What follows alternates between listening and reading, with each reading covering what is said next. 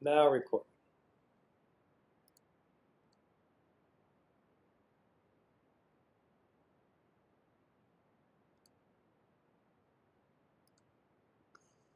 All right, so that linear chart and Stone Age basics. So I mentioned the Neolithic settlement at Skara Brae in northern Scotland, which is really concurrent with the beginning of the Egyptians. So compared to the Egyptians, these people were pretty basic. That bigger. There we go. So there are, this is an artist's depiction of what life might have looked like there, which I'm always interested in this kind of thing because it's kind of cool to think thousands of years ago people were doing the same kind of stuff we're doing now. It's just they didn't have electricity or digital media. All right, so here this is helpful. Four characteristics of furnishings of any historical period. Function, how does it work? What's it used for? So what is the piece of furniture? What is it used for?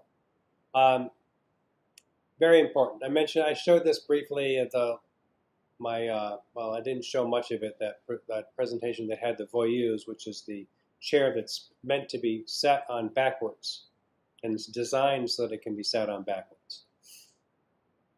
Very specialized, and very clearly has a unique function. Social status. Perhaps less rigid in the present day, social status has been reinforced using visual means throughout human history, and furniture is one way this is done. A throne or a seat of honor, as Mr. Smith writes about it, is a very obvious example of furniture being used for social status. We still have that, a seat at the head of the table. And technology, so there will always be some, the technology, furnishings reveal the technology of the day. Joinery, how two or more pieces of wood are joined together, form a structure. So this is an example of a dovetail joint. The Egyptians used the dovetail joint. So this goes the Egyptians got there first.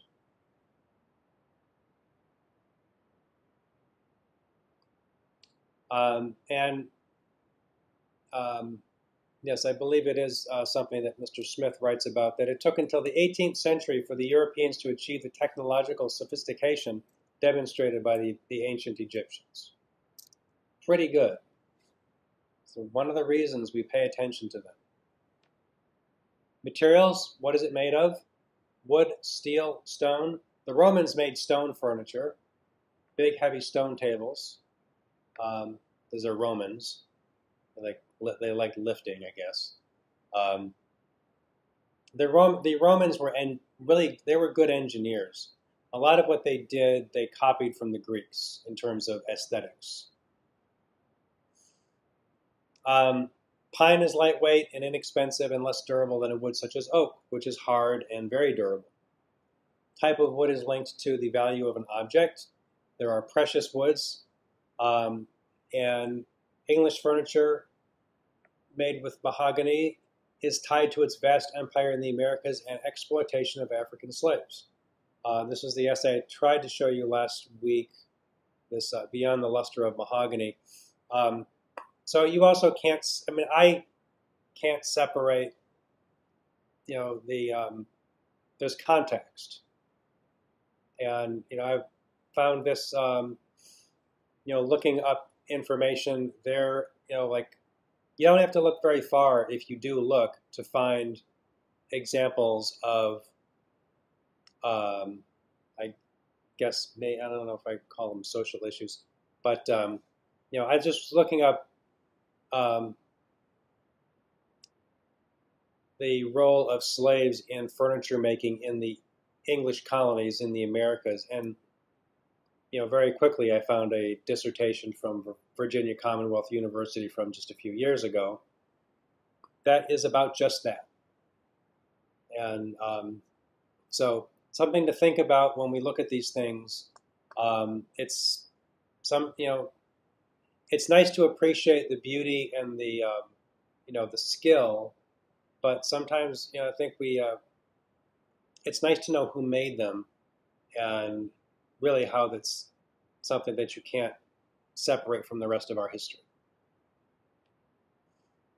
Okay, so here's a bit with Egyptian ancient civilization traced back to approximately 8,000 BCE. I'm not going to test you on the dynastic periods of the Egyptians. There's a lot there. That's really not what we're here for. We're here to know what their furniture looked like and to learn about how they made it and the sophistication that they brought to it. So the later periods are the ones that left behind the artifacts that we know today. A lot of the earliest parts, like we don't have examples of the earliest of the Egyptian culture. It's just not there. It's too old and didn't last. But as I mentioned last week, we have wooden furniture from the Egyptians because it was sealed in stone tombs, sometimes plated in gold, which protected the material, and a very dry climate. Moisture is the enemy of wood. So is fire, but moisture, it'll just rot it. Okay, some examples. Clear from the examples that we have from the upper class of the upper class of Egypt enjoyed luxury. It was a conservative society that discouraged change and innovation. Novelty and creative self-expression can be a threat to stability and order. That's true of other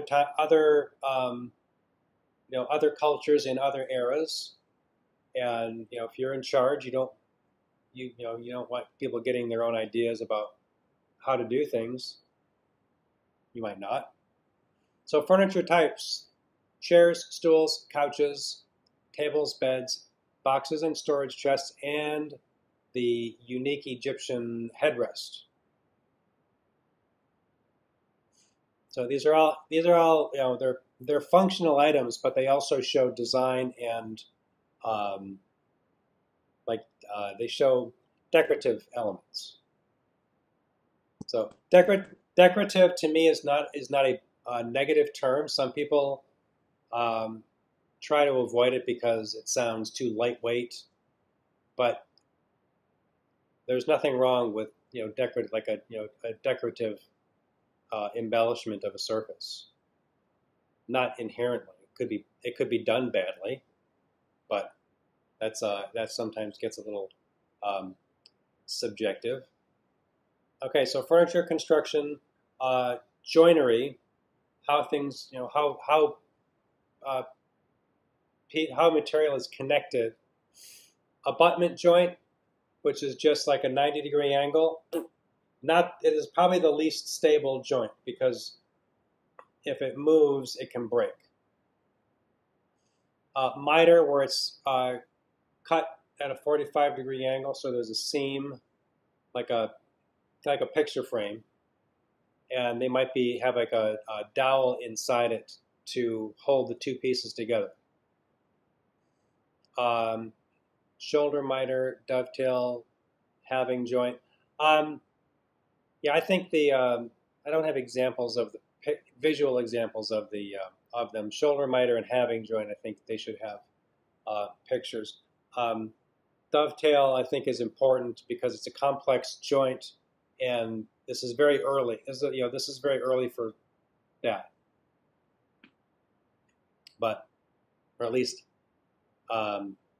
it can seem like it is. But I'm sure to the Egyptians it was right on time.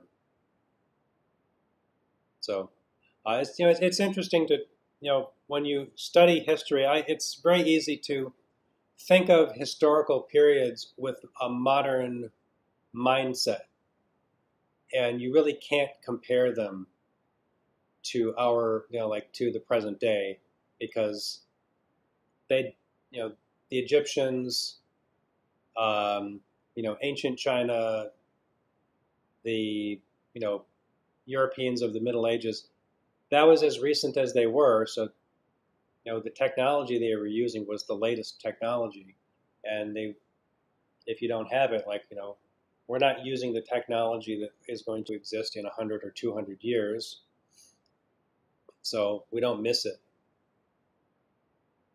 They'll feel sorry for us in 200 years. We're like, oh, look at that.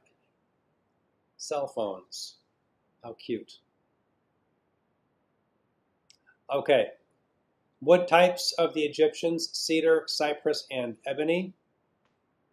Ebony is a very beautiful dark wood from Africa. Decorative techniques: inlay, gilding, and carving. So gilding is when gold is applied, either like paint or gold leaf. Any application of gold. I guess you could have gold plating, but gilding is really like when you treat a surface with a gold embellishment. Animal motifs: lion, bull, ibis, which is a bird, a cat, they love cats. High standards. The vulture. So you don't need to get into the symbolic meaning of these animals, but you'll see in like Egyptian ornament, the vulture. You'll see a vulture. Usually the vulture is like kind of a dead giveaway, because the Greeks didn't use it, the Romans didn't use it. So in the progression from Egypt, Greek, Rome, and then up into Europe, the vulture is unique to Egypt. The crossed or X-frame structure of some Egyptian furniture has persisted as a structural and design feature. That's in one of the slides from last week, where I showed you the 20th century furniture by Mies van der Rohe, the Barcelona chair, which uses that same crossing structure in the legs as Egyptian furniture. The Egyptians used it partly for portable, so something could fold up and be carried. So you could always carry, you'd have to carry the attendants of the nobility or the pharaoh would have to carry furniture around so that the godlike pharaoh could always have a place to sit. Architecture. Domestic architecture was made of far less durable material than temples, pyramids, and palaces, so it did not survive. There are some excavations of the foundations of domestic architecture, and there are some artist renditions of what it might have looked like, but not what we have. What we have still standing is the very durable tombs and temples. Excuse me. Large structures made of stone, imposing, stylized, and symmetrical. Symmetry was very important to the Egyptians. So stylized meaning it has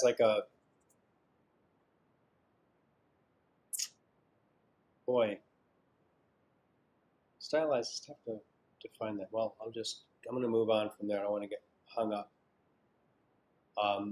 So this is stuff that I talked about, the pylons, which are the trapezoidal entrances to temple complexes, a monumental gate flanked by obelisks and massive stone sculpture. Structure, basic trabeated construction was the most common. Other ways to say it: post and lintel, column and beam. The column or the post is vertical, the beam or the lintel is horizontal. So it's a rectangular structure. The triangle as a structural piece is strongest. Hypostyle hall is a hall with roofs supported by columns, usually a lot of them, and is a way to create large interior spaces without the use of arches. The Egyptians knew about the arch as a structural element, but they didn't really use it. It was very in.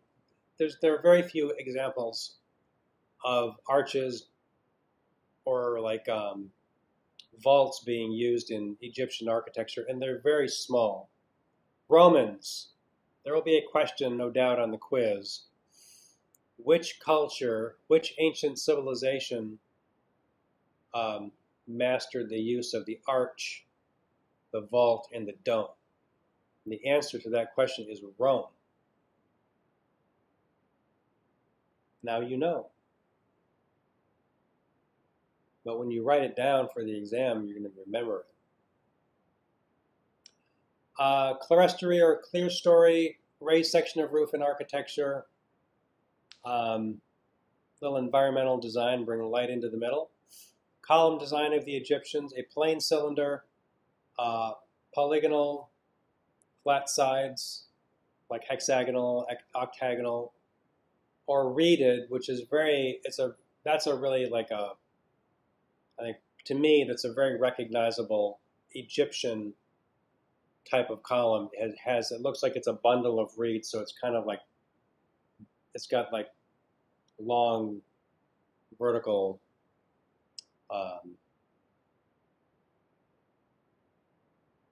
I guess sections. The capital is the head of the head or the top of a column has a sort of flares out. It's bigger. Usually, it kind of spreads a little bit to distribute weight a little bit better. And so the Egyptians used the lotus, either blossom or bud. So the lotus had two different forms. Sometimes it was open, sometimes it's closed. Papyrus and palm are also used as decorative motifs for capitals. Types of stone: granite, limestone, basalt, and porphyry. Volcanic stones, those two. But a lot of them, like granite and limestone, are pretty, they're kind of like they're very strong stone, and they're plentiful. Limestone is all over the place. There are still, when I was in Greece back about 15 years ago, they're still getting marble from the ancient quarries. There's a lot of marble in Greece, and like sidewalks are paved in white marble in some cases, because they're like, they gotta find something to do with all that marble. Some of them, usually it's just because they're older. It's like in older sections of Athens, you'll find streets that have marble sidewalks, and it's like really like kind of like sort of like run down in the middle because it's been there for a really long time. Okay.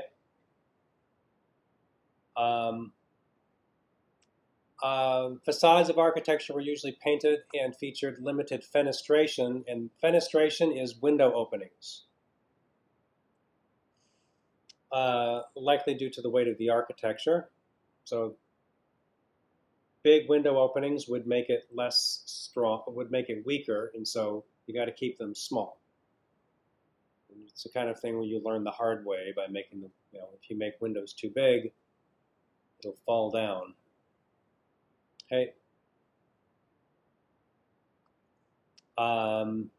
Axial or right angle layout of temple complexes were meant to reinforce ritual processions and ceremony. So they liked symmetry, those Egyptians. Okay, in interiors, evidence from tombs show us that interior surfaces were painted elaborately with colors mostly derived from mineral pigments, such as ochre and iron oxide. Floors were made of stone, clay, or polished plaster. You could do that, I guess you could do that now. How about polished plaster floors? It would be probably pretty cool. Get on your feet, though. Artificial light was generated using a lamp, with lamps using oil or fat, animal fat, as fuel. And the Nile, Kemet is one ancient name for what we call Egypt, meaning black land, as a reference to the dark, fertile soil along the banks of the river. The Nile, its plants, wildlife were crucial to Egyptian life, and a stylized representation of these things appear in decorative ornament. Pharaohs, religious deities, and other symbolic characters that also populate Egyptian art and decoration. So for this survey course, the most important thing to recognize is what is Egyptian compared to Greek, Persian, Roman, Phoenician, or any other ancient culture. Primary comparison is in the Euro-American tradition is Egyptian, Greek, and Roman, and that is our emphasis. Good. So that's in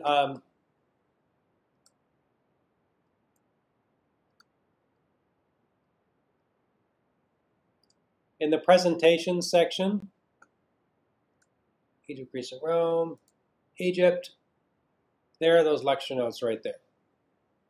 So if you want to get back to that, it's in there in the Egypt folder.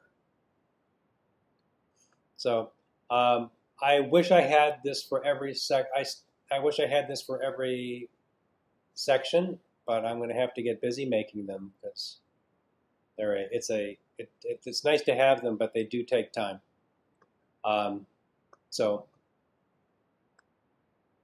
But a lot of that is information that I talked about last week. This is just organizes it for you. So I guess for the rest of them, you'll have to do your own organization. But ask me questions when you are when you want to know things. It actually helps me to concentrate. To sort of focus some of the comments I have if you ask a specific question, so I know something that you want to know. Okay, so Greeks, the ancient Greeks. Approximately, the C means approximately, 800 BCE to 146 BCE. Notes over here.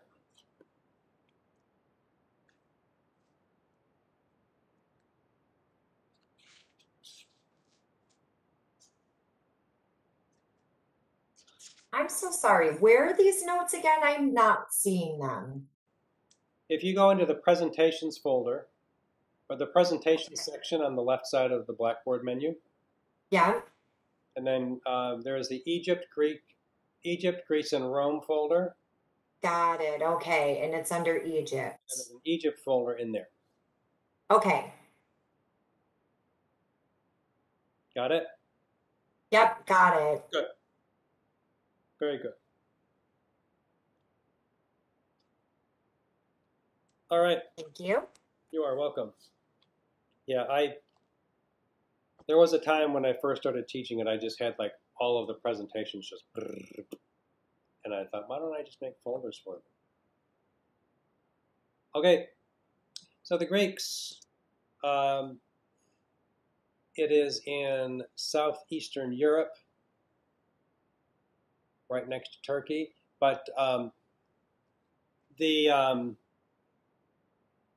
what is now present-day Turkey was it was really kind of like Eastern Greece. The Greeks started out as just small cities. They were really, in terms of culture, dependent on the Egyptians for cultural direction, and they are seafarers. There are a lot of islands, and they sailed around, and they had it was like I guess it was like a way that they managed their cities is that when the population got too big to support the that they couldn't if they couldn't support the population because they just there were too many people, they would separate some people and just say you have to go you have to go live someplace else. And so then they would get in boats. They would give them stuff that they needed, and they would go look for some other place to create a new city. And so the Greeks did that over the course of centuries, and so there were Greek settlements like as far really far away, like in what is now Italy, Spain, all around the Mediterranean, and like up into like Ukraine and Russia almost. So they were all over the place.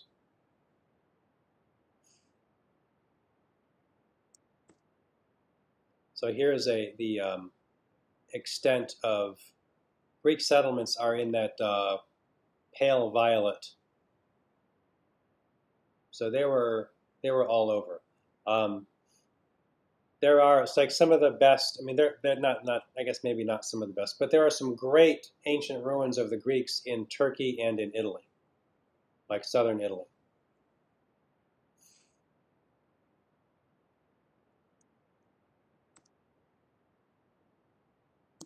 Oh, what's that? Here we go. So here is one of them. Temple of Hera. So Greek architecture. Have you ever seen a building like this anywhere in the United States? Or like something that looks kind of like it? Like a bank? Or like a civic? Like It's in New York. There is a big bank. I don't remember the name. I was gonna say, even like state capitol buildings or yes, U.S. Capitol building, DC, Washington, D.C. Yep, exactly. Has buildings that look like this. Yes, there are, and that's intentional. The Greeks, so the Greeks are given credit for being like the first place where a democratic government existed. And that democratic government was extremely limited. It was, like in the U.S. at the beginning, it was limited to male property holders. And but it was a group of people, and they had votes. And so when people like Thomas Jefferson, Benjamin Franklin, Hamilton, all those other guys were putting the U.S. together, like a new government, new government. They looked to the Greeks and the Romans as for an example. This was all part of the European Enlightenment thought, and so they very intentionally designed buildings that looked Greek and Roman.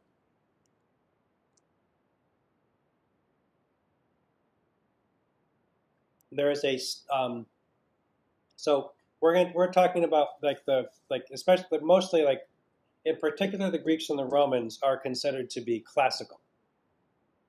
In later centuries in Europe, you get neoclassical and different revival styles of classical, like the Greeks and the Romans, and then even like you get revival of Gothic, and then some other like Baroque and all that kind of stuff.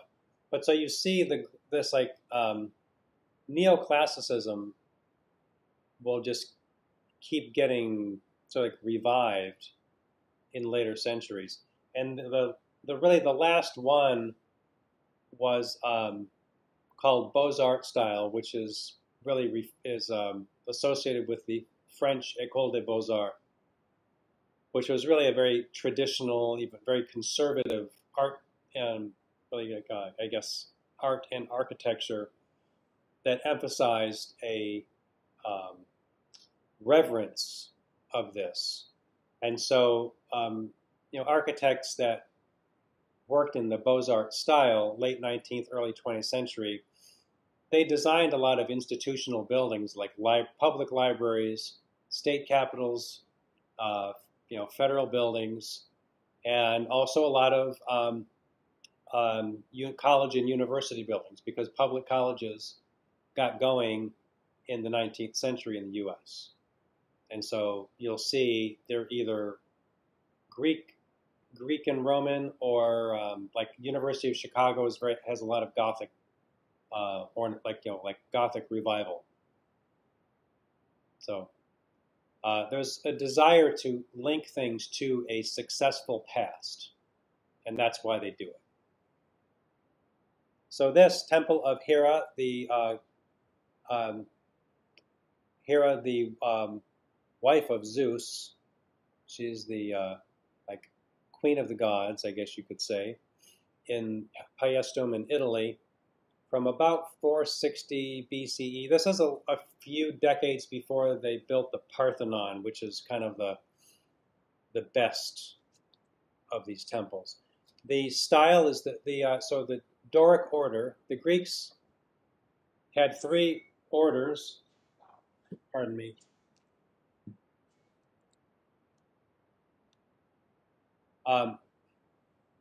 Doric, Ionic, and Corinthian. I'll show you examples of all 3.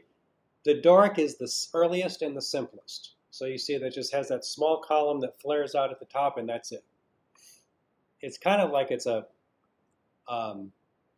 simple attempt at an Egyptian column, which makes sense because the early days of the Egyptian or of the Greeks, they were kind of following the Egyptians around. Here is a Greek temple plan, so very simple. Not much going on. Just like colonnade around the edge.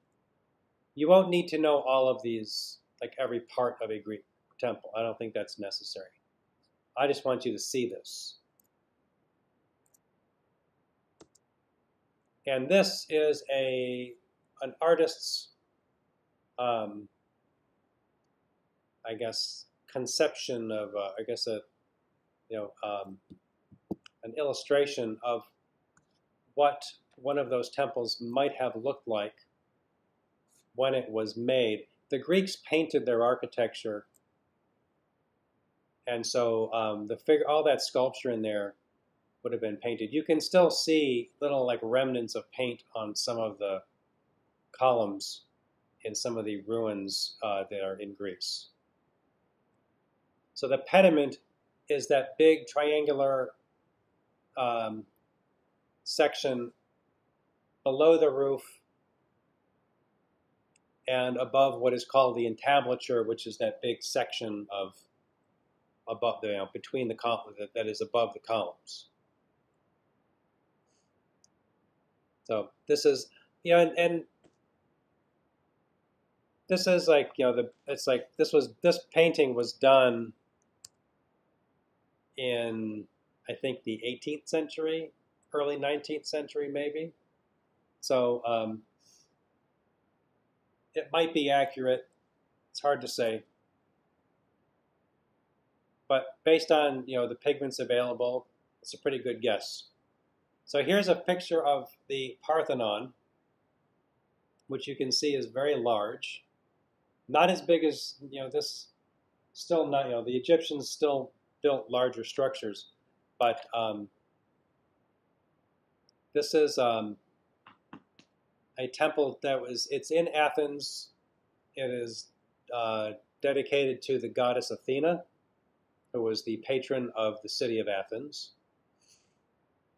And unfortunately, it is in bad shape.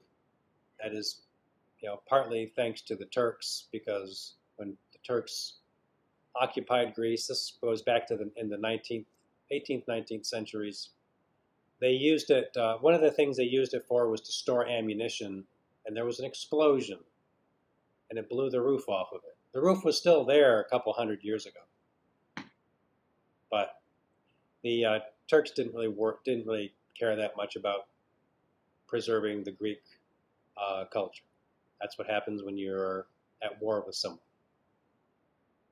So it's constantly being repaired, and there's a little bit of sculpture left on it, but it was pillaged for Well, there's an English guy, Lord Elgin, was given permission by the Turkish governor back about 200 and some years ago to take sculpture off of the Parthenon, and so he took most of the sculpture off of the pediment, and it's in London. All right, so optical refinements of a Greek temple. There's a term called entasis. They built their columns intentionally bulging in the middle so that when you looked up at it from the ground, it would look straight.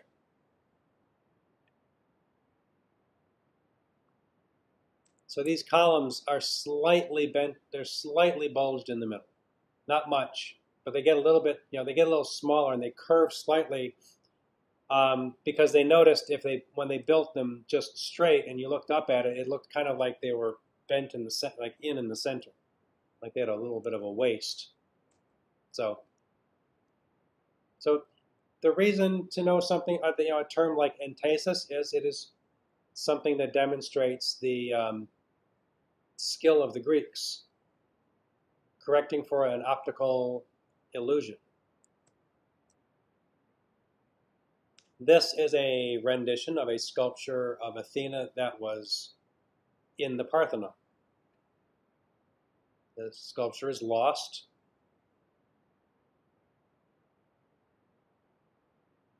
But it was one of those many times looking at this stuff, especially being in Greece, thinking I would really like to see it when it was new. Okay, a capital, again, I mentioned this with the Egyptians. The capital is a broader section at the top or head of a column. In the Greeks, you've got Doric, Ionic, and Corinthian. And then later with the Romans, they add Tuscan and composite. It should be Tuscan and composite, not Tuscan or composite, because those are two separate designs. The Tuscan is simpler like the Doric, and composite is like a riff on the Corinthian. It's actually, no, it is a Corinthian and Ionic combo. This slide on the left is Doric, on the right is Ionic. The Ionic you may recognize because it's used a lot. Back when I was still paying off my student loans, the Iowa Student Loan Liquidity Corporation used an Ionic capital as part of its logo, and it means education. It's classic. This is another building that's up, on the Acropolis. A lot of the cities, like the Greeks, chose defensible positions for their cities, so they're usually up on a hill. And there's a highest point on the hill, and that is called the Acropolis, the highest point of the city. That's where the Parthenon and the Erechtheion are built. You can still go see them. They look pretty much like, this is pretty much what it looks like. You can see sections where they built, where new stone. I mean, some of these, buildings, like the Greeks like rebuilding these things when they can. And so you can see where this wall was put back together with a lot of new stone, like new marble, so they can put the thing back up. Actually, that's probably limestone.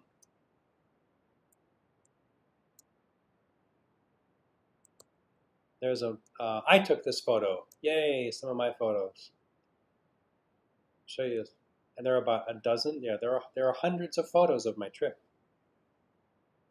I'm not showing them to you. Right, here's another artist's impression, I guess like a reconstruction of it in its heyday. The whole, complex up there. So this is done in the Ionic order. So let me show you this here.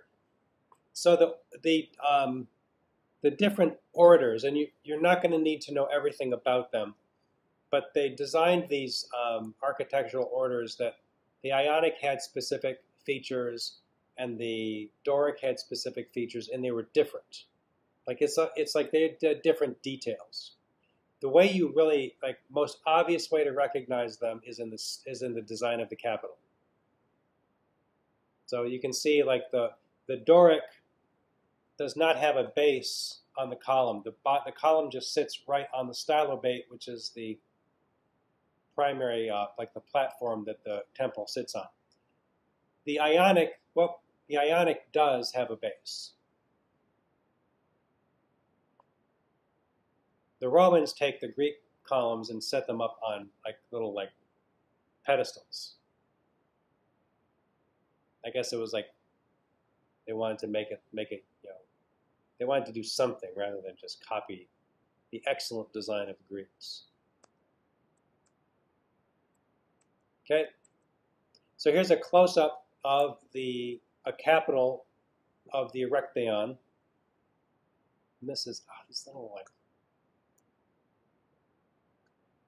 thing is making it hard to see.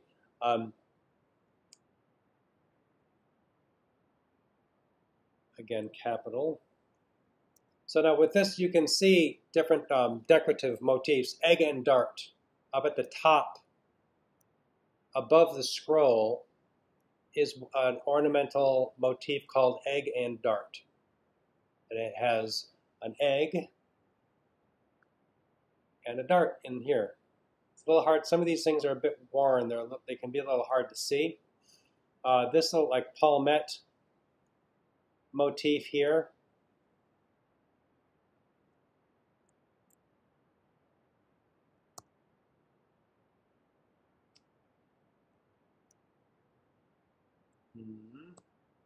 Okay, and there's detail of the Ionic order, the Ironic order, Ionic scroll or volute. So that scroll is, I guess a more proper name for it is volute. Egg and dart, bead and reel, which is down here just above the fluted shaft of the column. Okay, so this palmette is also, be back this way, sorry, I got a very sensitive, the mouse is very sensitive. So you can see the difference between those egg and dart, looks like there's a leaf and dart above it, and then the bead and reel is below it, and then the anthemion, that palmette, the sort of the pattern with the palm.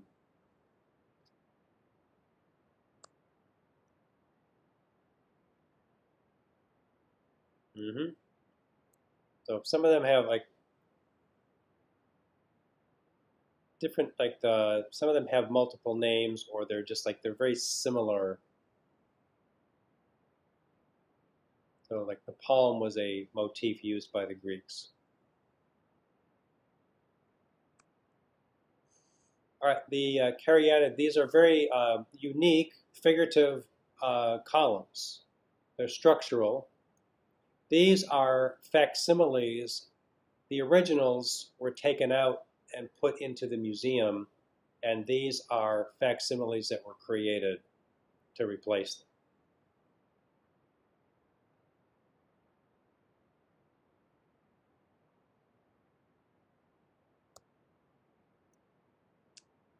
Antefix is this up on the top like the edge of a roof. You'll see the little palm motif sticking up from the corners especially. That's an antefix. Rinceau is this alternating swirl of, looks like a vine growing. And these, you'll see the Rinceau. So some of these things, French, it's got a French name. So the Greeks didn't call it Rinceau because the language of French didn't exist. But this is what it is commonly called. I don't know what the Greeks called it. And I do like the lion head spout. to channel water off the roof when, like, the few times that it rains. Doesn't rain a lot. And the cornice is the uppermost member of the entablature. It's like right up at the underneath. It's like right at the top of the top edge of the building is the cornice.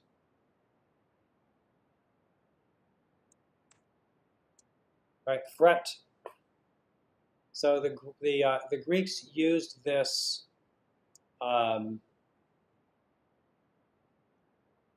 ornamental border. I learned that, the term I learned for it is meander.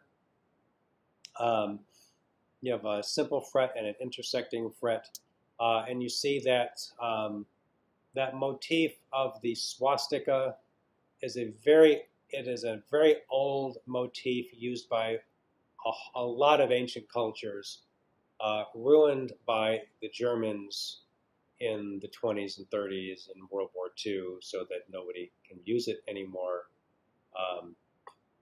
But you'll see it. You see it on like the Beaux-Arts style buildings. You see it. There are buildings in Chicago that have that ornament on it because they were built before World War II. This is a Corinthian capital. I took this picture. This is a very beautiful example. It was found. It was just like found buried, almost completely intact, at a site. This is actually near the auditorium or the amphitheater at Epidavros in Greece. So you can see the acanthus. That leaf is called acanthus. It is a plant that grows in the Mediterranean, and the Greeks used it as a motif in their designs. That's sort of like growing, like kind of like a long leaf, like rolling up on itself and making that scroll. So those two elements, that scroll and acanthus leaf in combination, that will give you the Corinthian capital. Hey, Elliot did that with his tail. Okay, so here classical orders. Yeah, you can. It's actually not the most clear slide. On the left is Tuscan, which is Roman. On the right, Doric. Left, Ionic. And then there's a modern Ionic. And then Corinthian, and then composite. The composite combines Ionic and Corinthian because the scrolls are bigger. This, there are example, like I guess there are some, there's some understanding of what Greek domestic architecture looked like. With the tile roof and the courtyard inside the walls. And this is a photograph I took. This is in like southern Greece, in the area known as the Peloponnesus. And they still domestic architecture is still built kind of the same way. It still looks that, like, a lot of it still looks like it was, the way it was built a long, long time ago. There's plenty of modern buildings. People aren't walking around in robes, but some of the what architects sometimes refer to as vernacular vernacular architecture, which is really kind of like architecture without architects. It's like the way people have built for centuries, and people still know how to build it because the knowledge is passed down from generation to generation. This kind of architecture exists all over the world, where it's just like it's architecture, but it's built sort of like by tradition. All right, stone mosaic. You'll still see these like sidewalks made with stone, mosaic, really kind of beautiful. And here, this is a rendition of a Greek domestic Greek interior with black and white pebble mosaic as flooring. You see how they used couches. They used couches to eat. It's suspected that they got this from the Persians as sort of like this, because it was sort of like a upper class way, you know, so kind of like a luxurious or cool way to eat is that you're reclining. You see those tables, the small tables are designed to be the right height that they can be slid underneath the couches when you're not using.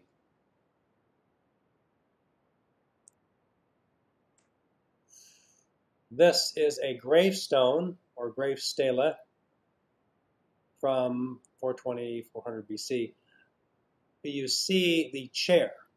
This klizmos is a unique design by the ancient Greeks of seat furniture, and we don't have any examples of it because the Greeks didn't entomb their furniture the way the Egyptians did.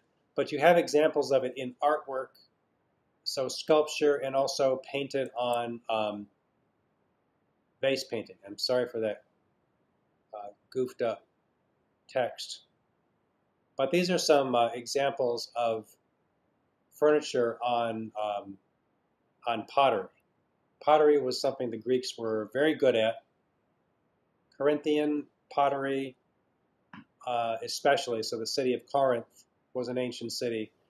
Corinthian pottery is found all over the Mediterranean because they traded. They just used for storage, but some of it was also just used as, you know, like a beautiful object. Oops. There we go. There we go. Okay.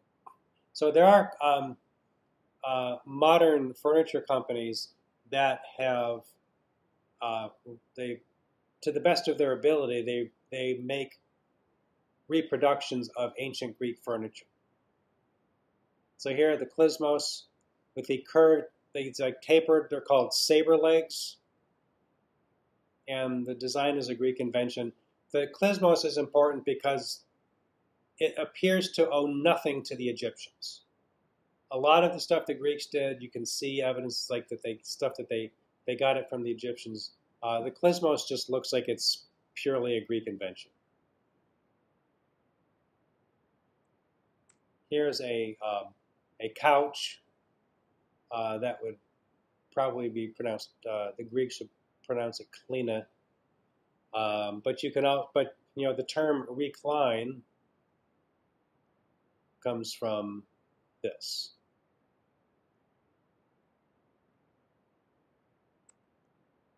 And a diphros, or a Greek stool, that's just a beautiful object. Then you can see the the tile mosaic.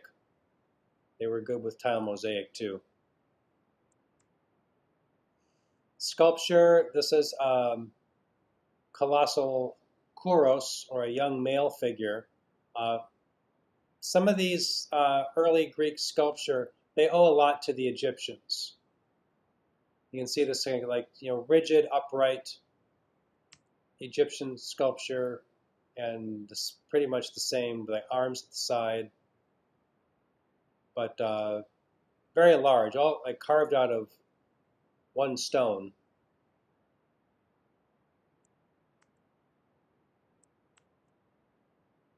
And here are some examples of the Greek kourai, which is plural of kouros. From the Archaic period is earlier in the Greek development. And then you see it showing increasing sophistication in terms of realism. You know, they're getting into realistic muscle structure. And then you get this. This is cast bronze. And you know, this century, the 5th century BCE, is really, this is when like you get the like what's called the classical period of the Greeks, where they achieved like sophistication like this like high level of realism in their sculpture, which really is not found before that anywhere. And that this is cast bronze also shows a lot of just understanding of technology.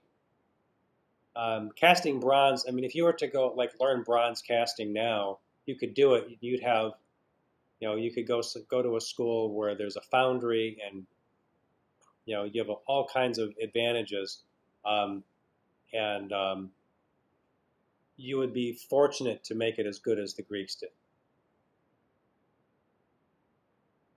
So this there are these two bronze sculptures that were very well preserved, called the Riace warriors, and that's because they were found in the Mediterranean Sea in 1972. They were from a shipwreck, and they sat at the bottom of the sea until 1972, and they are pretty well preserved.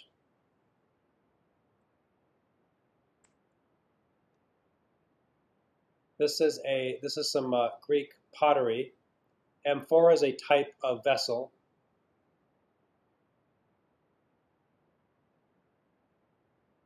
And so here there's a lot of decorative painting on their pottery. And so you see some of these, like up at the top of this around the neck, this honeysuckle motif, which was common. But the black figure stuff is really quite beautiful.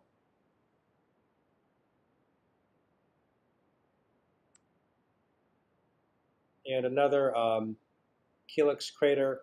Some of these, like this one, like the designs are different. This is for, I believe this is for wine. So they had like drinking vessels and storage vessels.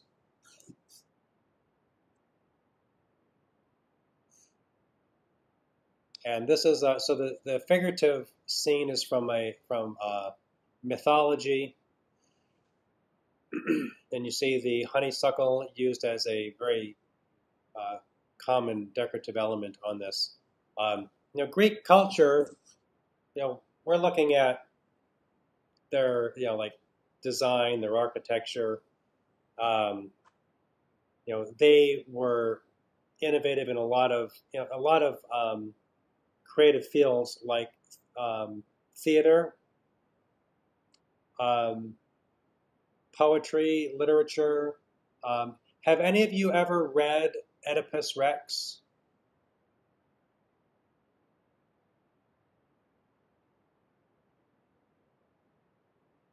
Does anyone know what the story of generally the story of Oedipus Rex?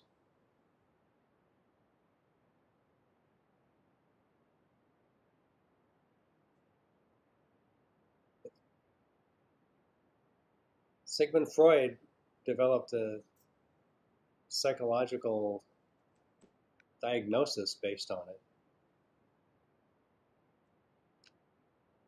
Well, it's a very screwed up story that a modern writer would be proud of.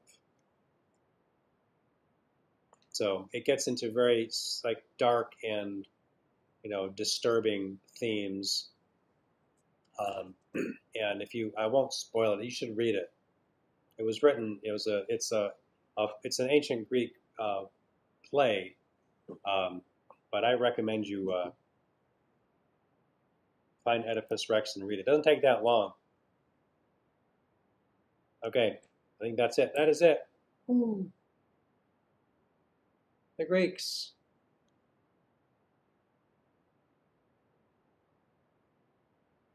Okay. I'm going to stop the sharing. Stop recording. All right. Any questions before we have a break?